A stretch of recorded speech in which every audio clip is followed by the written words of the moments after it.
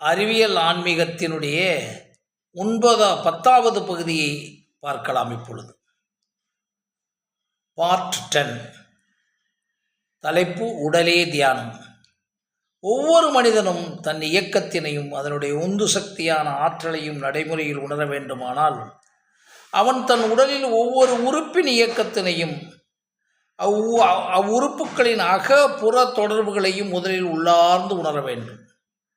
இந்நிலையில் உணர அவனுள் ஒன்று வேண்டி இருக்கிறது என்றும் அந்த ஒன்றும் உடல் அல்ல என்பதையும் உணர வேண்டும்.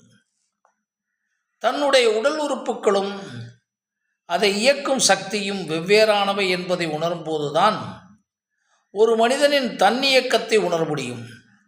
தான் தனியாக மட்டும் இயங்கவில்லை என்றும் தன் உடல் உயிர் இயக்கத்திற்கு பஞ்சபூதங்கள் வேண்டுமென்றும் உணவு வேண்டுமென்றும் தன் இருப்பிற்கு பூமியும் இயற்கை கோள்களும் வேண்டுமென்றும் உணரத்தான் பிறர் இயக்கம் எப்படி தன்னியக்கத்தோடு கலந்திருக்கிறது என்பதை உணர முடியும்.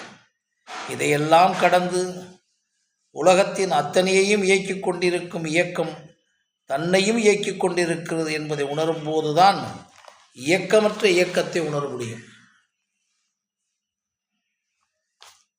தலைப்பு களைப்பில்லா பயணம்.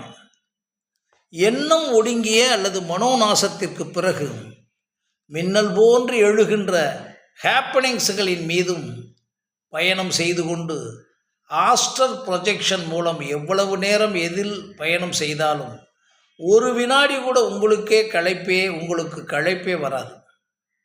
ஆஸ்ட்ரல் ப்ரொஜெக்ஷன் மூலம் எவ்வளவு நேரம் எதில் பயணம் செய்தாலும் ஒரு வினாடி கூட உங்களுக்கு களைப்பே இருக்காது.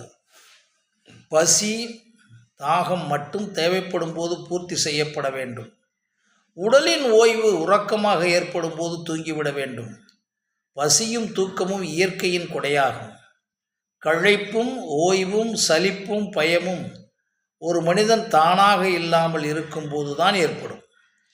அவனாக இருக்கும்போது எல்லாமே அற்று போய்விடும். சக்தியின் தூண்டலாக எப்போதுமே இருக்கும். தலைப்பு ரியல் அப்சர்வர். மரபறிவு, நிகழ்வறிவு, சேமிப்பான நிலையறிவு, சூழல் அறிவு, சுற்றறிவு, நிழல் அறிவு ஆகிய அனைத்தும் ஒவ்வொரு நொடியும் அதனுடைய வேகத்திற்கு தக்கபடி எழுந்து கொண்டேதான் இருக்கும். இவ்வறிவுகள் அனைத்தையும் தானாகவே எழவும் விழவும் வைக்க உள்ளிருக்கும் ரியல் அப்சர்வர் சாட்சியாக மட்டுமே இயங்க வேண்டும். ஒரு ஆப்ஜெக்டுடன் நமது அறிவுகள் சேர்ந்தவுடன் அங்கே செயல் தொடங்கிவிடும். செயல் தொடங்கியவுடன் ரியல் அப்சர்வரின் வேலை அமுங்கிவிடும். ஆனால் மேற்கூறிய அறிவுகளின் ஆக்கிரமிப்புகளிலிருந்து விலகி பிறகு காத்திருந்து செயல்களின் மீது இயங்கும்போது பரபரப்பற்ற நிலையில் இயங்க முடியும். ஏனென்றால் இல்லை என்றால் ஒவ்வொரு அறிவும் இயங்க முடியும். இல்லை என்றால் ஒவ்வொரு அறிவும் செயல்படுவதோடு ஒப்புமை, இலக்கு, காலம், பொருள், பணம், சுய கௌரவம், அகங்காரம் ஆகிய எண்ணங்கள் ஆகியவைகள் மனிதனை மிகப்பெரிய பரபரப்பிற்குள் ஆட்படுத்திவிடும். தலைப்பு நம்பிக்கை, தன்னம்பிக்கை. நம்பிக்கை என்பது பொதுவானதாகும். அதுவே தன்னம்பிக்கையாக மாறும்போதுதான் மனிதன் சக்தியோடு முழுவதுமாக ஒன்றில் ஈடுபடுகிறான். தன்னம்பிக்கை என்பது அவன் குறிப்பிட்டு செல்லும் இலக்கை நோக்கியோ பணத்தையோ பொருளையோ மற்றும் எல்லா விதத்தையும் நோக்கி இருக்கலாம். ஆனால் அத்தன்னம்பிக்கை தொடர்ந்து தக்க வைக்கப்பட்டால்தான் அவன் தொடர்ந்து உலகத்தோடும் தொடர்ந்து உற்சாகத்தோடும் சக்தியோடும் இயங்க முடியும். இப்படிப்பட்ட நம்பிக்கை அவனுடைய சுயத்தோடு, அதாவது அவனுடைய நேர்மறை சுயத்தோடு இருந்தால் இவ்வுலகில் கூறப்பட்டுள்ள மனம், உடல் அமைதியோடு மூளையின் அனாவசிய அதிர்வலை இல்லாத நிலையில் இருக்கலாம். நேர்மறை சுயத்தோடு ஒருவன் இயக்கத் தொடங்கும் போது அவனுக்கு தெரியாமலே அவனுக்குள் இருக்கும் சக்தியின் பிரபாகம் அவனுக்கு வேண்டிய பல ரகசியங்களை அவனிடம் கொண்டு வந்து சேர்க்கும். அதாவது அவன் ஒன்றை கேட்டுக்கொண்டிருக்கும் போதோ, படித்து கொண்டிருக்கும் போதோ, பார்த்து கொண்டிருக்கும் போதோ, இப்படி அவனுடைய புலனுக்கு பல முறைகளோடு அவன் உறவாடி கொண்டிருக்கும் போது ஸ்பார்க்காகவோ உள்ளுணர்வாகவோ இன்சைட் அவனுக்கு வேண்டியவைகள் அவனுக்கு கிடைக்கும். அந்நிலையில் அவன் எதையோ செய்து கொண்டிருப்பதாக அவன் நினைத்து கொண்டிருப்பான். ஆனால் அதுவே அவனுடைய தன்னம்பிக்கைக்கும் செயலுக்கும் உரிய ஆவணமாகவும் அல்லது தூண்டலாகவும் உள்ளே அமைந்துவிடும். அப்போது அவனுடைய சாதாரண நம்பிக்கையானது மிகப்பெரிய சக்தி வாய்ந்த விவேகத்துடன் கூடிய வைராக்கியமாக மாறிவிடும். அதன் பிறகு அவனுக்கு வேண்டியவைகள் அவனுக்கு வேண்டிய முறையில் வேண்டிய நேரத்தில் சரியாகவே வந்து சேர்ந்து கொண்டே இருக்கும். அதன் பிறகு அவனுக்கு வேண்டியவைகள் அவனுக்கு வேண்டிய முறையில் வேண்டிய நேரத்தில் சரியாகவே வந்து கொண்டே இருக்கும். அப்படி சேர்வதினை வைத்தே அவன் இயங்கிக் கொண்டே இருக்கும்போது அவனுக்கு தெரியாமலே உலகின் அங்கீகாரம் கிடைத்து கொண்டே இருக்கும். எப்படி அவனுக்கு அவனை அறியாமலே அனைத்தும் சேர்ந்து அதன் மூலம் அவனுக்கு அங்கீகாரம் வந்ததோ, அந்த அங்கீகாரமும் அவனுக்கு ஒன்றுமில்லை என்ற நிகழ்வு ஏற்படும் போதுதான் அவனுக்கு மனம் ஒடுங்கும் நிலை ஏற்படும். அந்நிலையில்தான் அவன் முழுவதுமாக சலனமற்று இயங்குவதை உணர முடியும்.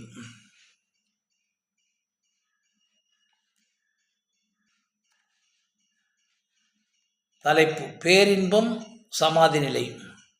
பேரின்பம், இறை ஐக்கியம், சமாதி நிலை போன்ற அனைத்தும் ஒரு விதமான அதி மென்மையானதும் அதி தீவிரமும் கலந்த தென்றலும் கலந்த ஒரு உணர்ச்சியாகும். இவ்வுணர்ச்சி என்பது நமது கருவிலிருந்தே நம்மோடு இருப்பது. அவ்வுணர்ச்சி உடலில் ஒவ்வொரு செல்லிலும் பரவியுள்ளது. ஆனால் குழந்தையாக வெளிவந்தவுடன், உள்வாங்க தொடங்கியவுடன் எண்ணங்களின் போர்வையால் மூடப்பட்டு கொண்டே வருகிறது. ஒவ்வொரு நாளும் அக்குழந்தைத்தனமும் பால்யத்தனமும் குறைந்து கொண்டே வருகிறது. அத்தன்மையில் உடலில் ஏற்படும் மாற்றங்களும், அதாவது ஹார்மோன்களின் ஆக்கிரமிப்பினால் முழுவதுமாக பேரின்ப உணர்வானது மறைந்து இருக்கிறது.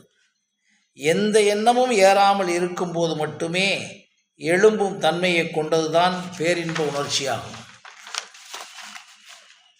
ஆனால் எந்த எண்ணமும் இல்லாமல் அல்லது குறையாமல் மனிதனால் வாழ முடியவில்லை.